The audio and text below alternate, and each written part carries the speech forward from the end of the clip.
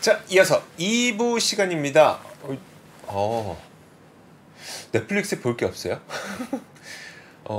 저는 넷플릭스에 그 뭐죠? 찜하는 콘텐츠 이거 있잖아요. 그거 해놓은 거 되게 많은데 나중에 봐야지 이러면서 글쎄요.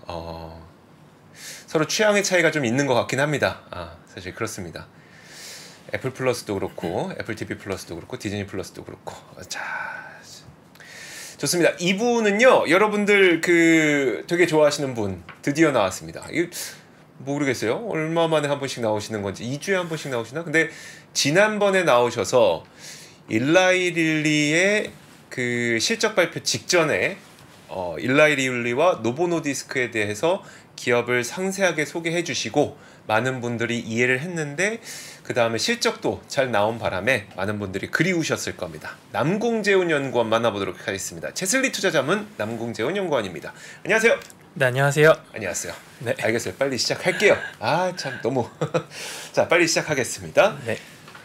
많은 분들이 남궁재훈 연구원의 그 일라이 릴리와 노보 노디스크 얘기를 듣고 참 많은 감명을 받았다는 반응들이 있었어요. 자, 오늘도 재밌는 이야기 좀 기대하도록 하겠습니다. 일단 시장 평가부터 볼 건가요? 예, 그렇습니다. 오늘 또 항상 그렇듯 자료도 많이 준비했고 네네. 여러 가지 내용들이 많은데 좀 빨리빨리 좀 할 수 있도록 하겠습니다.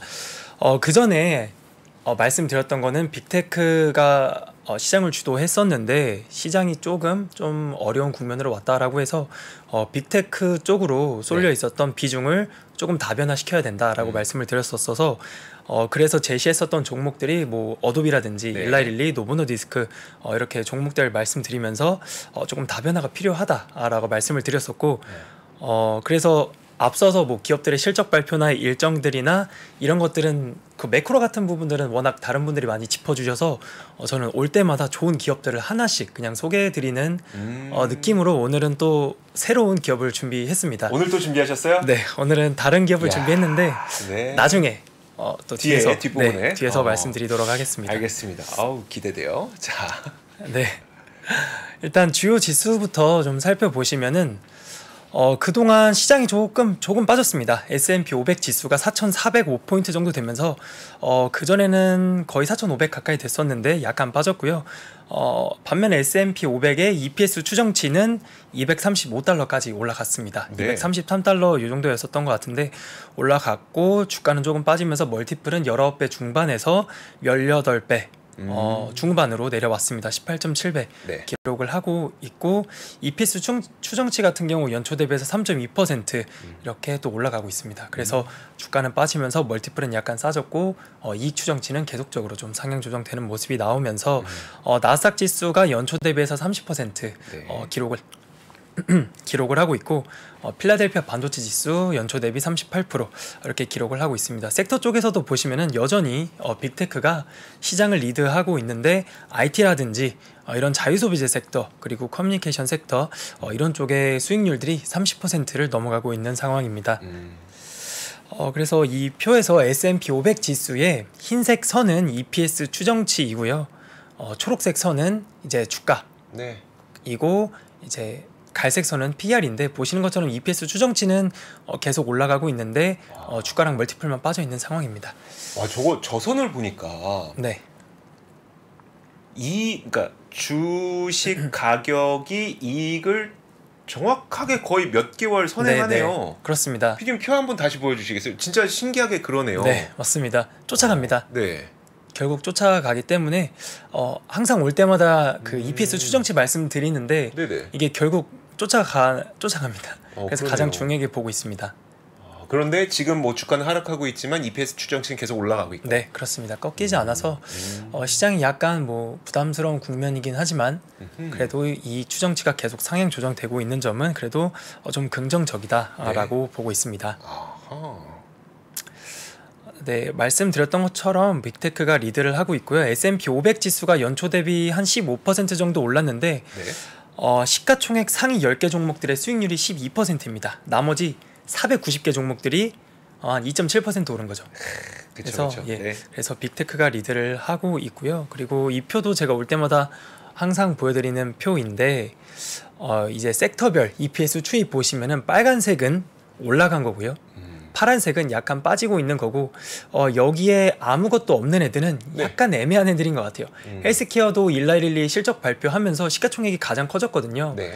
그러면서 이 부분에 살짝 그 올라오는 추이가 나오고 있는데 이게 지속 가능한지에 대해서는 약간 의문이 들고 있고 부동산 쪽, 에너지 쪽 이렇게 되고 있습니다. 그래서 반도체 지수, IT, 자유소비재, 커뮤니케이션, 산업재, 필수소비재, 유틸리티 이런 쪽은 긍정적인데 네. 가장 최근 일주일 동안 추이를 보면 IT 섹터가 일주일 만에 2.2% EPS 추정치 상향 조정됐습니다. 저거는 엔비디아 때문이죠? 예, 엔비디아가 네. 거의 한 30% 상향 조정됐거든요. 그래서 그런 영향인 것 같고 또 필라델피아 반도체 지수에서 엔비디아가 가장 큰 비중을 차지하고 있거든요. 네네. 그래서 아마 이런 영향들 때문에 IT랑 반도체 지수가 가장 크게 EPS가 상향 조정되지 않았나 이렇게 볼 수 있을 것 같습니다. 연초 대비해서 가장 그 EPS 추정치가 빠진 섹터로는 에너지 섹터가 마이너스 16%, 그리고 금융 섹터가 마이너스 11% 정도 되고 있어서 여기 약간 잘렸는데요. 네. 에너지랑 금융 쪽 이쪽의 추정치는 좀 계속 빠지고 있는 상황이라고 좀 봐주시면 될 것 같습니다. 금융도 네. 계속 빠지고 있군요. 그렇습니다. 금융도 계속 빠지고 뭐 은행 파산 사태라든지 신용등급 감등, 강등 등등 이런 요인들이 섹터 전반적으로 부정적인 영향을 좀 끼치는 것 같습니다. 그 장단기 금리 차가 역전된 상태로 계속 진행되고 있는 것도 금융주에는 별로 안 좋은 거니까. 그렇죠, 그렇습니다. 여러 가지모로 이제 네. 금융주랑 에너지는 계속 EPS 추정치가 하락하고 있고. 그러면 우리는 추정치가 높아지는 쪽에서 항상 뭔가를 찾아봐야 되겠네요. 그렇죠, 그렇습니다. 그래서 빅테크 쪽 말씀드려서 빅테크 기업들의 EPS 추이랑 주가 추이를 같이 보시면은 네. 7개 빅테크입니다. 애플, 마이크로소프트, 구글, 아마존, 엔비디아, 메타, 테슬라인데 애플부터 보시면은 여기서 주황색 선이 추정치입니다. EPS 추정치이고 파란색이 주가인데 주가만 빠져 있는 상황이고요. 마이크로소프트도 주가만 빠져 있고 뭐 구글 거의 비슷하게 붙어 있고 아마존은 최근에 또 오른 모습입니다. 엔비디아 여기 동그라미 2개 보시면은 이게 지난 1분기 때 실적 발표하고 네. 추정치 확 올라간 거고요. 네네. 네. 이게 2분기입니다. 이때 50% 이때 30% 상향 조정이 됐었거든요. 그래서 EPS 추정치 확 올라가면서 주가도 추정치와 거의 동일하게 이동하는 모습이고 메타나 테슬라 다 괜찮습니다. 일주일 단위로 보면은 엔비디아가 또 30% 상향 조정됐고 아마존 7%, 구글 3% 이렇게 되고 있습니다. 테슬라는 반면에 YTD 기준으로 보면은 마이너스 19%인데 여기서 바닥 찍고 최근에 다시 이렇게 올라오고 있는 모습이 나오고 있어서 뭐 추이가 중요한 거니까요. 네네. 그래서 바닥 찍고 올라오고 있고 네 연초 대비 엔비디아는 217% 이렇게 또 되고 있습니다. 주가가요? EPS 추정치가 EPS 추정치가 실적 추정치가 217%나 상향 조정이 되고 있어서 이전에 빅테크들 안에서도 약간 차별화가 있을 것 같다라고 말씀을 드렸었거든요. 네네. 그렇게 봤을 때 가장 그 추정치가 크게 상향 조정된 건 엔비디아이고 네네. 엔비디아를 그래도 가장 좀 좋게 보고 있습니다. 지난번에 실적 발표 내용들은 앞서서 다른 분들께서 워낙 많이 말씀을 해주셨을 것 같아요. 그랬죠. 그래서 제가 이 표를 좀 보여드리고 싶은 게 있어서 준비를 했는데 여기서 보시는 거는 제가 실적 발표 나오기 전에 네. 블룸버그의 추정치들을 미리 다운을 받아 놨고요. 네. 그게 파란색입니다. 그리고 빨간색은 실적 발표가 나오고 난 뒤에 미국의 글로벌 IB들 애널리스트들이 다 추정치들을 상향 조정시킨 걸 텐데 빨간색 바는 상향 조정된 겁니다. 네. 그래서 여기 이쪽 기준으로 보시면은 매출액이 기존에 12.5빌리언을 전망을 했는데 실적이 나오고 나면서 16빌리언으로 상향 조정이 됐습니다. 그래서 저게 시점이 언제예요? 실적 나오고 바로 다음 날입니다. 그러니까 그 지금 첫 번째 칸이 지금 안 보여서 그러는데 3분기예요? 네, 2020... 다음 분기입니다. 회계년도 24년 3분기니까 3분기. 이제 다음 분기입니다. 이번에가 2분기가 나왔으니까요. 2, 3, 4, 5, 6, 7, 8, 9, 10이네요. 네, 그렇습니다. 8, 9, 10월이 네. 저 정도. 네. 그 젠슨 황이 컨퍼런스 콜에서 다음 분기 때 16빌리언 매출 나온다라고 했었는데 예. 보통 시장 컨센이 한 15빌리언 정도였거든요. 네네. 그래서 그것도 상회했어서 여기 빨간색 박스로 보시면은 기존치 대비해서 수정된 게 28% 상향 조정되었다라고 보시면 될 것 같아요. 그래서 그럼 이제 보이네요. 네, 예. 그래서 이 파란색은 실적 발표 전의 추정치, 빨간색은 실적 발표 이후의 추정치. 그래서 다 올라갔다 이렇게 봐주시면 될 것 같습니다. 또 우측에 있는 거는 EPS 추정치입니다. 추정치이거든요. 네네. 네, 오른쪽은 EPS 추정치인데 여기서도 다음 분기 기준으로 약 한 38%가 상향 조정됐습니다. 그래서 그냥 어메이징한 실적을 발표를 했다 이렇게 아유, 보시면 될 것 같아요. 자, 들고 계시는 네. 분들은 참 좋겠지만 좀 올라서 중간에 파셨던 분들이나 그래도 멀티플이 35배 정도로 내려왔거든요. 네네. 네. 그래서 충분히 뭐 40배, 45배, 크게는 50배까지도 줄 수 있다라고 생각하고 지속 가능한 성장이 나타날 수 있다라고 보고 있습니다. 이게 네, 요거는 생략을 하고요. 네네. 여기 이 엔비디아의 매출 총이익률과 음. 영업이익률 추이를 가져왔습니다. 아 저기 네. 대화창에도 지금 2023년도 아님이라고 하셨는데 그 회계연도가 좀 아, 달라서 네네네. 그러는데요. 엔비디아가 좀 여러분 복잡합니다. 네. 2, 3, 4월 2, 3, 4월이 2분기 예. 2분기죠. 아 잠깐만요. 자, 2, 3, 출발. 4월이 이제 2분기가 5, 6, 7. 예. 예. 회계연도를 그쵸. 쓰니까요. 2, 회사에서 3, 4월이 1분기. 네. 5, 6, 7이 2분기. 2분기. 네. 8, 9, 10이 3분기. 네. 11, 12, 1월이 4분기입니다. 네. 이거 이게 회사마다 이제, 정하기 나름입니다. 맞아요. 미국 회계연도가 기업들은 좀 네. 달라서 아마 예. 예. 참. 저 그 대화창에 주호님 팔았다에 한 표.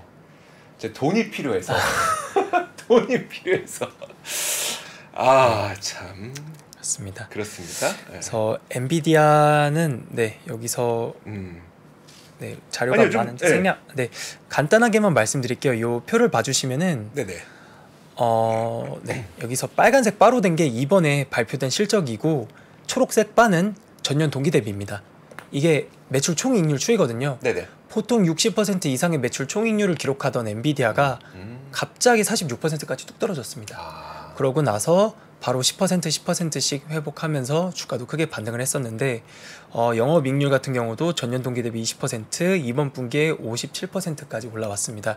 그러니까 제가 예전부터 엔비디아를 볼 때 중요하게 봤었던 거는 GPM인데요. 네네. 그 매출 총이익률 피크아웃 이슈가 좀 있었거든요. 네네. 그때 비트코인이 한참 좋았던 시절에 그래픽 카드 가격 올라가고 그 수요가 높아지고 채굴에 대한 수요가 올라가면서 이제 P와 Q 모두 상승하는 국면에 있었는데 비트코인 가격이 떨어지면서 그래픽 카드 가격도 떨어지고 채굴 수요가 적어지면서 이제 GPM을 더 이상 지키지 못한다라는 네네. 이슈가 있었는데 그때 46%까지 떨어졌다가 지금 AI가 붙으면서 다 회복을 했습니다.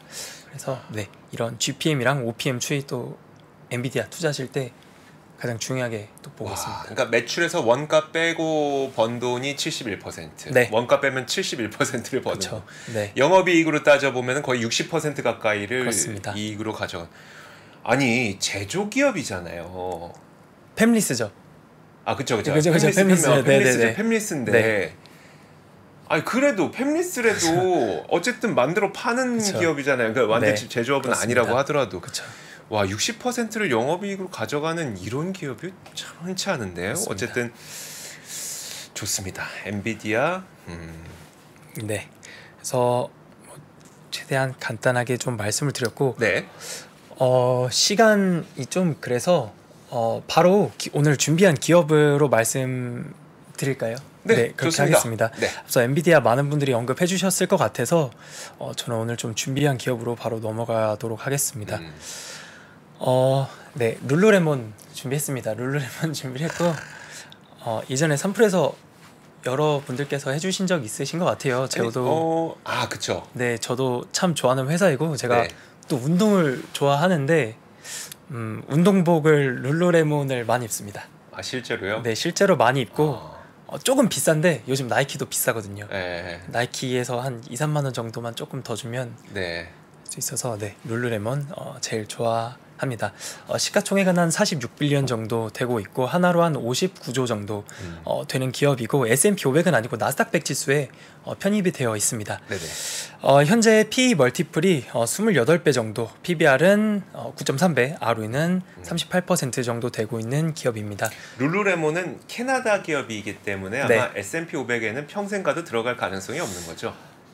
S&P 500에 편입되기 위한 기준이 여러 개 있는데 뭐 몇 개 분기 이상 이렇게 실적이 나오고 뭐 흑자 원래 돈 잘 근데 벌긴 제가 알기로는 한데 S&P 500에 편입되려면 네네. 미국 기업이어야 되는 걸로 알고 있는데 국적이 본사가 있으면 될 겁니다. 아 본사가 네. 미국에 있으면 네네 본사가 또 미국에 이렇게 있으면 되는 거로 알고 있고 나스닥 100에는 또 편입이 되어 있어서 나스닥에는 편입될 네, 수 있으니까요. 가능성이 한 번 더 봐야 될 것 같습니다. 네네. 네, 한 번 더 보겠습니다.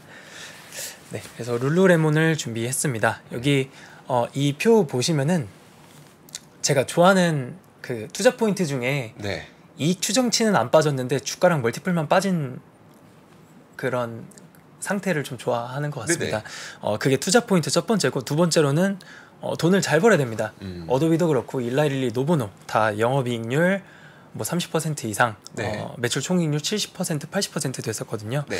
룰루레몬도 그 회사들에 비하면 조금 덜 벌지만 나이키라든지 아디다스 이런 회사들보다는 OPM이 한 10% 정도 더 높습니다. 아, 그래요? 그래서 타사 대비해서 돈을 가장 잘 버는 회사이고 또 세 번째로는 그 새로운 모멘텀이 붙었다라고 보고 있는데 그래요? 이전부터 있었던 거로는 운동복과 일상복을 합쳐서 에슬레저라고 하거든요. 네네. 그래서 운동할 때도 입고 평상시에도 입고 그리고 또 다른 모멘텀으로는 중국 쪽에 모멘텀이 있는데 회사에서는 중국 쪽의 성장에 좀 드라이브를 걸고 있는 것 같습니다.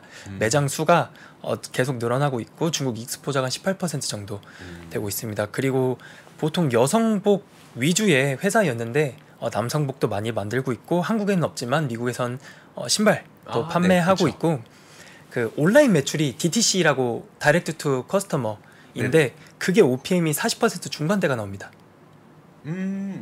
그래서 그 다이렉트 투 커스터머 직접 판매가 더 비중이 좀 커지고 있는데 OPM이 40% 나오고 있어서 회사 전체 OPM이 더 좋아질 수 있다라는 투자 포인트입니다. 소비자가 그 룰루레몬 홈페이지 가서 사는 거. 네, 온라인 쇼핑하는 겁니다. 네, 온라인 쇼핑하는 네. 거.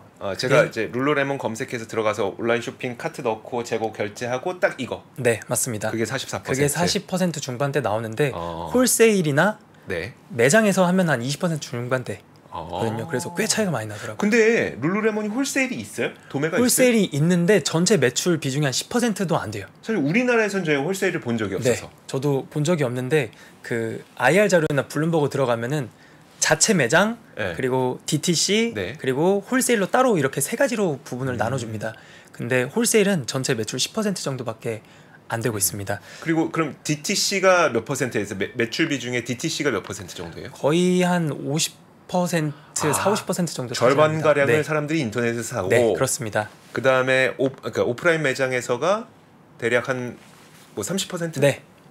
5대 4대 10 5대 4대 1. 5대 4대 1. 5대 4대 1. 네, 그 정도로 봐주시면 될 것 같아요. 그래서 이들의 이익률이 높은 거군요. 네, DTC가 좋아서. 이익도 높고요. 제가 그 룰루레몬 스토리란 책도 좀 준비하면서 봤는데 네네.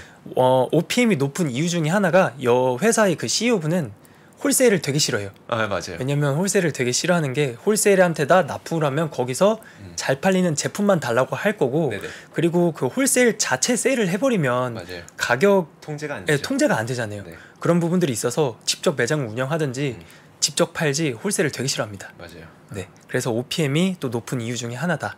이렇게 봐주시면 될 것 같아요. 알겠습니다. 저는 제일 인상 깊었던 게 그 운동복은 자주 빨잖아요. 네, 근데 자주 빨면 옷이 줄잖아요. 그쵸. 그래서 이들은 한번 세탁해서 팝니다. 줄지 말라고. 그 옷 중에 5-year basic 티셔츠 이런 게 있는데, 네. 그러니까 5년 동안 입어도 네. 줄지 않고 그쵸. 원래 샀던 대로 뭐 입는다라는 아예 그런 이름을 지어서 또 옷을 만들더라고요. 그러니까요. 저도 샀습니다. 혁신. 저는 한 번도 못 샀어요. 제가 지금 입고 있는 건 대부분 나이키라 한 번도 못 샀습니다. 네, 그래서 네. 계속 말씀해 주세요. 예. 북미 시장에서 룰루레몬이 어느 정도 위치에 있느냐라고 봤을 때 미국 전체 시장 점유율 한 7.4% 정도 됩니다. 이 표를 보시면은 2010년도에 룰루레몬의 시장 점유율이 1.4% 수준이었는데 네. 계속 올라가면서 작년 기준 7.4%까지 올라왔습니다. 그리고 반면에 나이키나 이런 데는 거의 비슷한 40% 초중반대를 유지를 하고 있는 것 같습니다.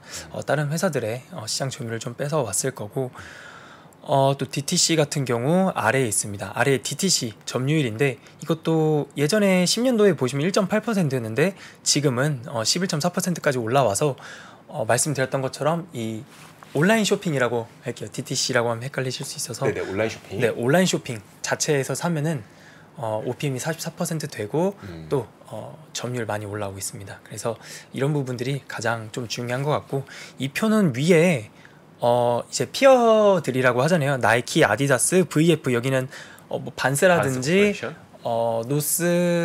노스페이스 등등 이런 회사들을 팀벌랜드 등등 이런 의류들을 판매하는 회사인데 여기서 매출 총이익률을 보시면은 대체로 50% 중후반대를 나타내고 있습니다. 근데 나이키가 46%, 아디다스가 한 50%대, VF도 50%대, 언더아머 같은 경우는 40% 중반대 정도 나타나고 있어서 대체로 룰루레몬이 5%에서 10% 정도 돈을 더 잘 번다 이렇게 봐주시면 될 것 같습니다. 근데 OPM을 보면 더 차이가 많이 나거든요. 나이키 OPM이 올해 예상치 기준으로 16%인데 룰루레몬이 16%고요. 나이키가 12%, 아디다스는 마이너스 1%를 전망하고 있습니다. 네. 그리고 VF 3%, 언더아머 5% 이렇게 나오고 있어서 네, OPM 단으로 보면은 룰루레몬의 그 영업이익률이 타사 대비해서 가장 높은 걸 좀 보실 수 있습니다. 룰루레몬의 매출 총이익률과 다른 기업들의 매출 총이익률 차이보다 네. 영업이익률의 차이가 크게 벌어진 이유는 그러면 룰루레몬이 어디서 비용을 잘 줄인 거예요? 거기서 내려오려면 판관비나 이런 것들이 들어가게 될 텐데 자세하게는 못 봤지만 판관비 쪽에서 아마 룰루레몬이 비용이 좀 덜 들어가지 않을까 싶습니다. 그렇긴 하네요. 뭐 나이키는 광고하는 거 네, 봤으니 룰루레몬은 광고하는 거 못 봤으니까. 저희가 나이키 떠오르면 슈퍼스타들 많이 생각이 나는데 스폰서십. 네, 스폰서십. 근데 룰루레몬은 자체적으로 뭐 엠버서들 그런 분들은 있어도 이런 스포츠 스타들은 딱히 생각이 나지가 않는 것 같네요. 그러네요. 판관비 부분에서 확실히 이런 좀 절감 효과가 있지 않을까. 그래서 네, 보통 한 5%, 10% 뭐 이렇게 더 OPM이 좋은 것 같습니다. 알겠습니다. 사실 이게 또 나이키는 이제 스폰서십도 하고 마케팅도 많이 하고 네. 하다 보니까 나중에 슈퍼스타 나오면 네. 또 더 좋을 수 네. 있는 거고. 알겠습니다. 뭐 좋다 어느 게 더 좋다가 아니라 이런 비용 구조를 갖고 있다. 네, 그렇습니다. 알겠습니다. 네, 그리고 말씀드렸던 것처럼 룰루레몬 그 매장이 전 세계에 655개가 있다라고 해요. 그 중에 네. 미국에 한 50% 정도가 되고 중국에 177개가 있어서 한 18% 정도 된다고 합니다. 한국에는 16개가 있는데 이게 지난해 말 기준이거든요. 그래서 네네. 지금 조금 더 올라왔을 것 같아요. 그때 작년 말 기준 2.4% 정도 되고 있습니다. 룰루레몬이 여기 표 같이 봐주시면 중국 쪽으로 성장의 드라이브를 걸고 있는데 위에서 보시면 여기 People's Republic of China 돼서 22년 기준 한 681 밀리언 달러 정도 나오고 있는데 네.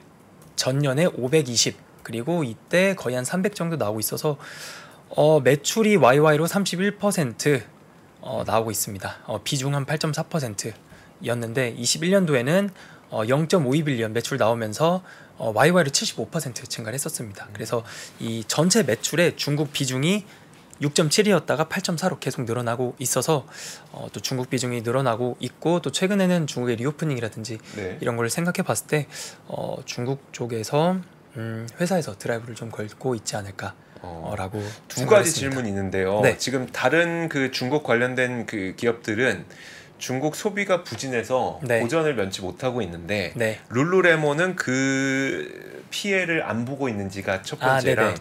그리고 사실 다른 의류 기업들도 재고 때문에 지금 난리가 났는데 그쵸. 네.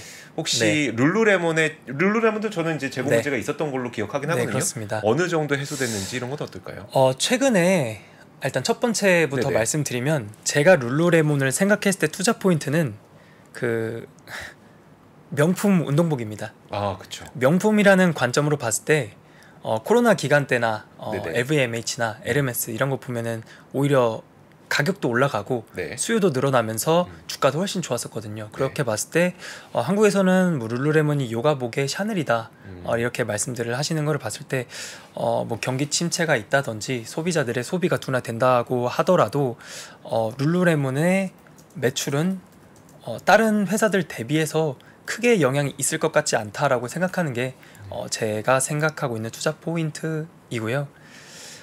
두 번째로는 재고 쪽인데 최근에 소매 판매 기업들 또 의류 쪽 기업들을 보면 주가가 상당히 부진해요. 나이키 네. 같은 경우 막 지난주에 10일 연속 하락하면서 최저점 그쵸. 찍었었다 이런 얘기 나오고 있는데 OPM도 높을 뿐더러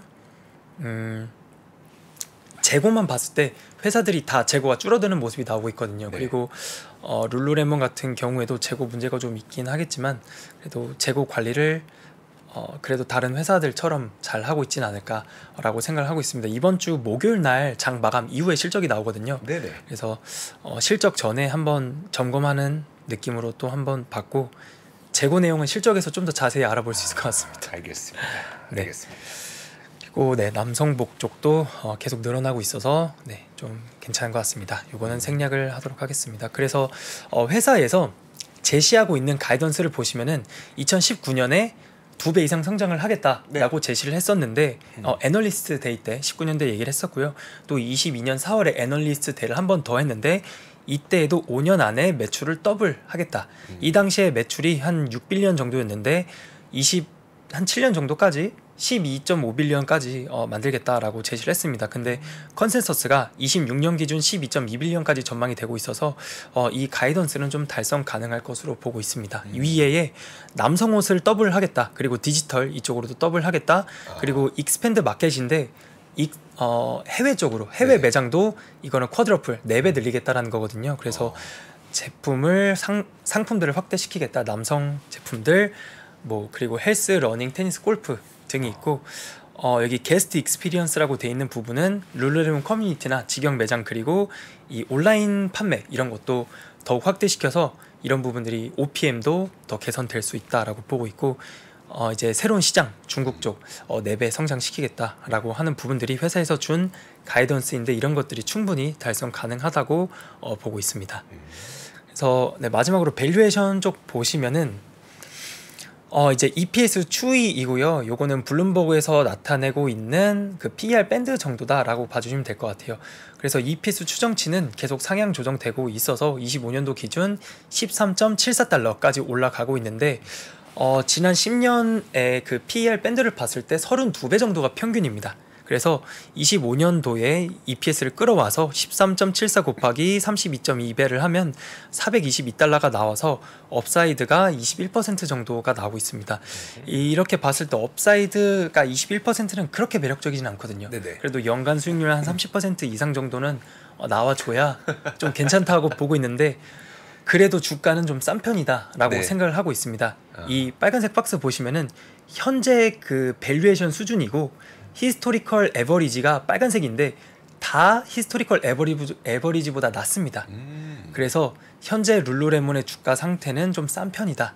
업사이드는 그렇게 크지 않지만 네 어쨌든 주가는 좀 싸고 이번 주 목요일 날 장 마감하고 그쵸. 금요일 날 아침에 실적을 발표를 하기 때문에 네, 잘 보면 좀 좋지 않을까라고 생각을 해서 또 준비를 해봤습니다. 알겠습니다. 알겠습니다. 룰루레몬 자 이번 주 네. 목요일 장마감하고 우리 시간으로 금요일 아침에 실적 발표하니까 여기서 이제 재고를 어떻게 처리하고 있는지 자 근데 제가 저도 이제 룰루레몬 관심이 네. 많다 보니까 이제 이런 거 저런 거 볼 때 룰루레몬은 할인 판매를 좀 재밌게 하더라고요. 예, 그 홈페이지 들어가 보면 너무 많이 만들었어요라는 맞습니다. 그 카테고리가 있어요. 그 너무 많이 만들었어요는 할인 판매구나. 네, 근데 이게 그렇습니다. 물량이 꽤 많이 줄었네요, 제가 보니까. 네, 최근에 저도 거기서 많이 보는데 네네. 많이 팔려서 나간 것 같아요. 그래서 그러니까. 저도 그걸 봤는데 그걸 봤을 때 재고가 그래도 재고떨이라고 하면 좀 그런데 네. 많이 좀 팔리지 않았을까 보고 있습니다. 한 50몇 개 있더라고요. 그 전에 한 7, 80개 있었었는데 네. 그래서 많이 팔렸고 지금 7개밖에 없어요. 너무 많이 만들었어요.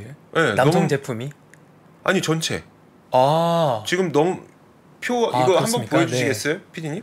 너무 많이 만들었어요에 진짜 여기는 이제 네네 그 할인 판매를 뭐 세일 뭐 이런 거 네. 안 하고 너무 많이 만들었어요라고 하는데 저 검색하니까 7개 제품밖에 안 나오는데 이거 내가 잘못 봤나? 그 액세서리만 보신 것 같아요. 이건 액세서리만 네, 액세서리만 봤구나. 보시면 남성이든 여성이든 해서 봐주시면은 네, 너무 많이 만들었어요. 아 그러네. 네네. 아. 네.